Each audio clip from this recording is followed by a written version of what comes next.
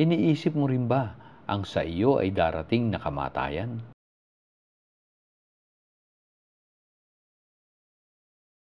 Marami sa atin ang ayaw na isipin ito.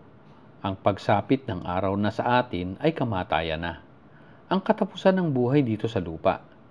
Ngunit kapag tayo ay dinadalaw ng pangamba at pagkatakot, hindi man natin gustong isipin ito, dumarating ang oras na hindi natin maiwasang mag-isip at mag-alala, lalo na't kung tayo ay tumatanda na at nakararanas na ng maraming sakit. Lahat nga kasi, kahit bata-bata pa, hindi makaiiwas na mag-isip nito. Kapag tayo ay dinadalaw ng sakit, malalaman o hindi, hindi natin maitatanggi ang ating pag-aalala. At kapag nga nagsimula ng bumulong sa ating kaisipan at nagsabing tayo ay maaaring mamatay rin kahit nga malakas pa at walang sakit, anumang oras, hindi ba tayo ay kinikilabutan? Sa oras na iyon ay tayo na mismo ang nagpapaalala sa ating sarili na may Diyos na makapangyarihan sa lahat. Kasamang bigla ang ating pagpupuri sa Kanya at pagtitiwala. Kahit na sa ating madalas na pagiging abala sa buhay, bigla nating naaalala na may Diyos nga pala. Samantalang ng mga oras na tayo ay busy sa ating pinagkakaabalahang trabaho o kasiyahan, wala tayong panahon na kahit alamin man lang at silipin ang Kanyang salita at mga bilin sa Biblia.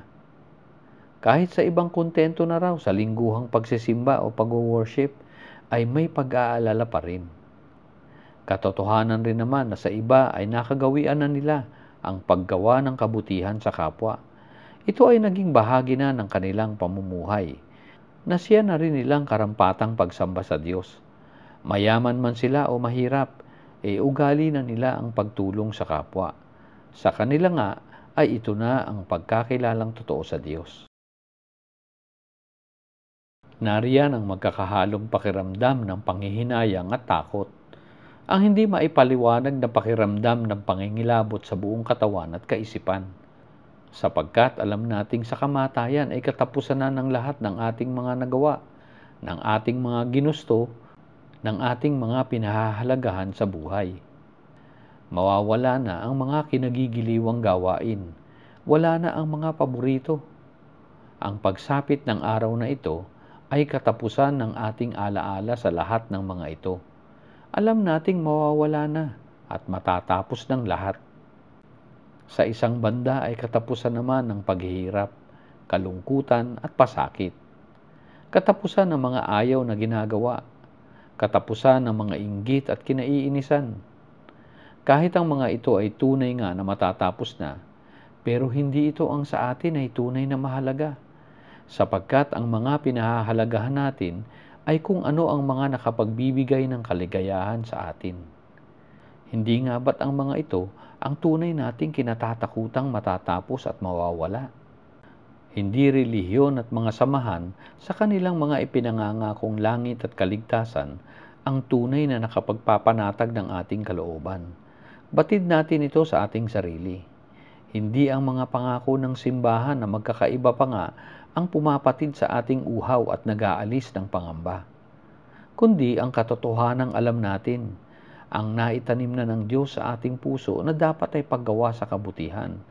Kaya takot naman ang sa atin ay bumabalot kung alam rin nating hindi tayo naging mabuti sa ating kapwa, kung tayo ay naging mapagkait sa mga nangangailangan, lalo na't kung ating sinasadya at sinanay ang ating sarili para sa panlalamang sa kapwa. Lahat ng mga ito ay patotoong hindi natin maitatanggi sa ating sarili.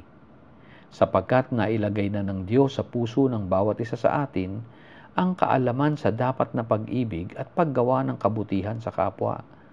Ito ang kahalagahan ng pagiging tapat at totoo sa Diyos.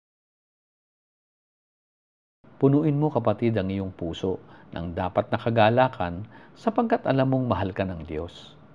Dahil alam mo ang Kanyang pangako ng buhay sa Espiritu. Maaasahan ang Kanyang dakilang katapatan sa kahit pagtatapos ng ating hiram na buhay.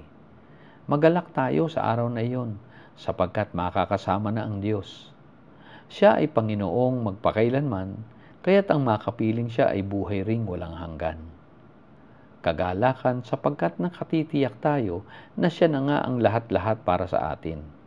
Samantala ay huwag nating aksayahin ang panahong kaloob sa atin.